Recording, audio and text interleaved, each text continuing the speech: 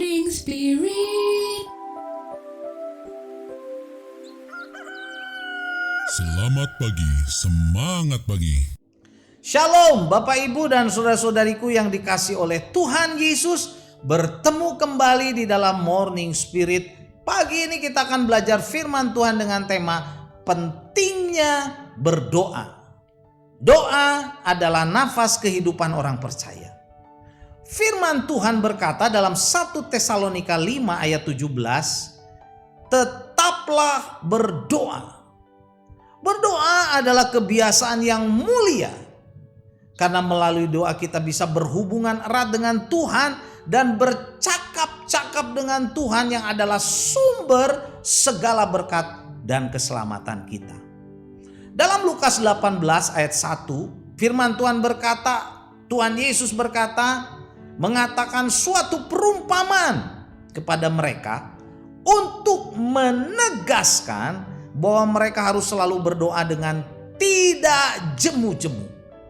Jadi Tuhan Yesus menyampaikan saudara perumpamaan tentang hakim yang tidak benar, sedang mengajarkan kepada murid-muridnya ada orang-orang dan pada orang yang hadir pada saat itu suatu kebenaran untuk menegaskan saudara bahwa mereka harus selalu berdoa dengan tidak jemu-jemu. Doa adalah kebiasaan yang mulia saudara. Doa adalah nafas kehidupan orang-orang yang percaya kepada Tuhan Yesus. Nah, pada saat ini saudara, kita akan belajar 3 kebenaran kenapa kita harus selalu berdoa dengan tidak jemu-jemu. Yang pertama saudara, karena tanpa doa kita menjadi orang Kristen yang lemah saudara.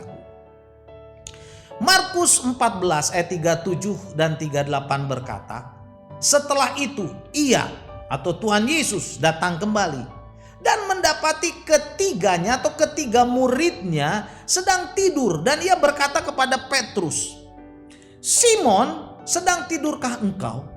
Tidakkah engkau sanggup atau dapat berjaga-jaga berdoa 1 jam?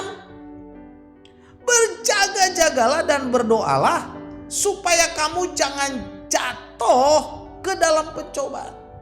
Roh memang penurut, tetapi daging lemah, kata Tuhan Yesus.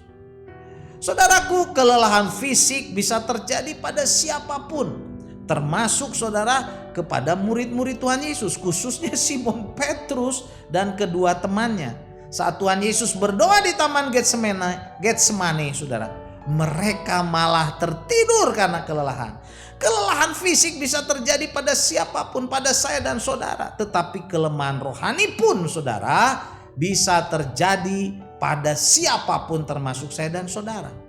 Jadi untuk menguatkan kelemahan fisik saudara, kita perlu istirahat, kita perlu makanan yang bergizi supaya dapat memulihkan saudara kelelahan fisik kita. Dan untuk memulihkan kelelahan rohani saudaraku, kita harus berdoa dan membaca firman Tuhan dengan sungguh-sungguh supaya kita menjadi kuat secara rohani. Tuhan Yesus berkata kepada murid-muridnya juga kepada kita, berjaga-jagalah dan berdoa supaya kamu jangan jatuh ke dalam pencobaan. Roh memang penurut tetapi daging lemah. Saudara, mulailah saudara kita berdoa, dan itu saudara akan menguatkan rohani kita.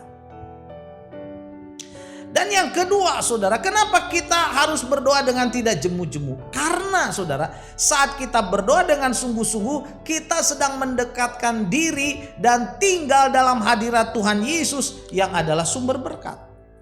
Yohanes 15 ayat 5-7 berkata, akulah pokok anggur dan kamulah ranting-rantingnya. Barang siapa tinggal di dalam aku dan aku di dalam dia, ia berbuah banyak. Sebab di luar aku, kata Tuhan Yesus, kamu tidak dapat berbuat apa-apa.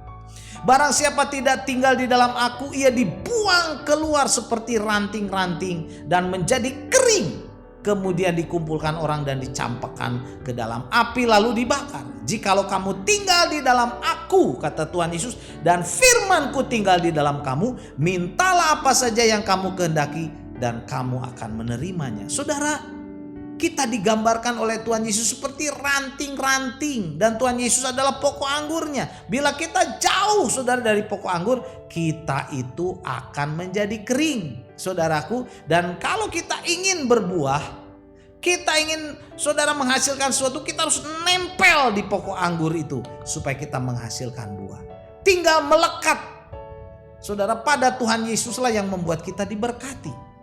Kita melekat kepada Tuhan Yesus melalui apa, saudara? Melalui doa kita, persekutuan kita dengan Tuhan Yesus dalam doa dan firman, saudara. Dan kita, saudara, harus melakukannya ini. Dan kita bersyukur, saudara, kalau kita berdoa, Tuhan mendengar doa kita dan mengabulkan doa kita bila sesuai dengan kehendak-Nya. Jadi saat kita berdoa dengan sungguh-sungguh, kita sedang mendekat dan tinggal, saudara, dalam Tuhan Yesus yang adalah pokok anggur. Kita rantingnya, pokok anggur, sumber berkat kasih karunia. Dan kebenaran yang ketiga, kenapa kita harus berdoa dengan tidak jemu-jemu? Karena Tuhan mendengar dan menjawab doa kita. Puji Tuhan. Saudara, dalam Yeremia 33 ayat 3 berkata, "Berserulah kepadaku," kata Tuhan, "maka aku akan menjawab engkau dan akan memberitahukan kepadamu hal-hal besar yang tidak terpahami," yakni hal-hal yang tidak kita ketahui. Oh, saudaraku, jadi saat kita sungguh-sungguh berdoa, berserah kepada Tuhan, maka Tuhan akan menjawab doa-doa kita dan memberitahukan kepada kita hal-hal besar yang tidak kita pahami. Inilah janji Tuhan, saudara.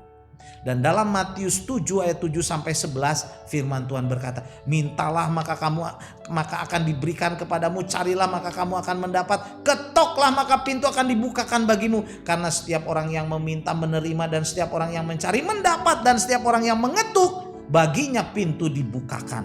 Adakah seorang daripadamu yang memberi batu kepada anaknya jika ia minta roti, atau memberi ular jika ia minta ikan? Jadi jika kamu yang jahat tahu memberikan pemberian yang baik kepada anak-anakmu, apalagi Bapamu yang di sorga, ia akan memberikan yang baik kepada mereka yang meminta kepadanya." Inilah janji Tuhan dalam pengabulan doa, saudaraku. Mari kita datang kepada Tuhan dalam doa yang sungguh-sungguh. Cari, saudara, ketok pintu itu, minta, saudaraku. Tuhan akan memberikan yang baik, bahkan yang terbaik kepada mereka yang meminta kepadanya. Karena itu marilah kita sungguh-sungguh bertekun di dalam doa, karena doa itu penting, saudara. Jangan jemu-jemu, saudara, berdoa, saudara.